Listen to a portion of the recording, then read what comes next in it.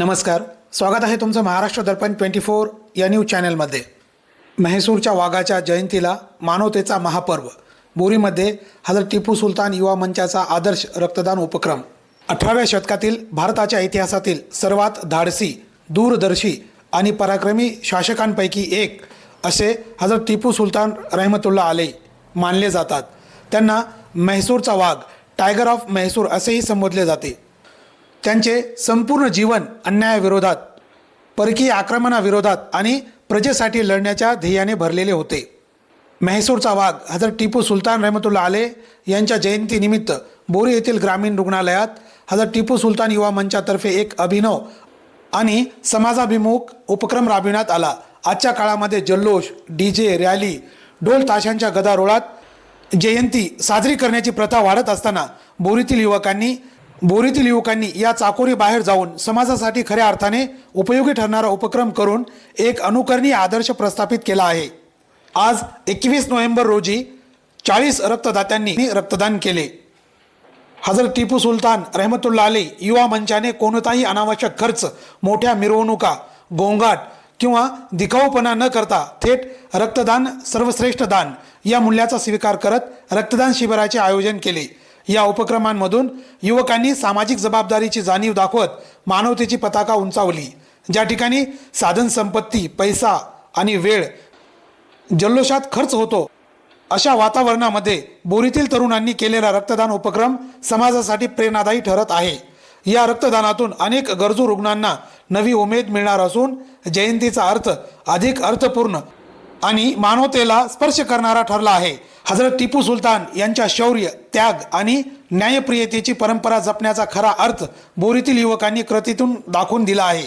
समाजहिताच्या दिशेने राबवलेला हा उपक्रम स्थानिक नागरिकांमध्येही उत्साहाचे वातावरण निर्माण करणारा ठरला।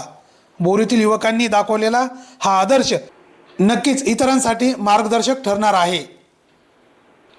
हा उपक्रम जल्लोष नव्हे तर समाजसेवा हीच खरी महानता देणारा ठरणार आहे। ब्युरो रिपोर्ट, महाराष्ट्र दर्पण 24।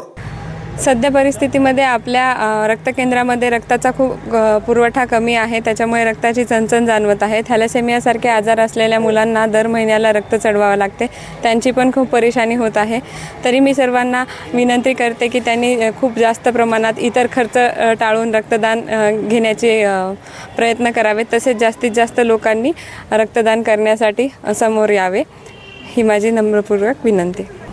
आज बोरी येथील सामान्य रुग्णालयामध्ये बोरी व परिसरातील सर्वच सामाजिक संघटनांच्या वतीनं म्हैसूरचा वाघ आणि जगातला पहिला मिसाईल मॅन टिपू सुलतान यांच्या जयंतीचं औचित्य साधत आज रक्तदान शिबिराचं आयोजन करण्यात आलं होतं।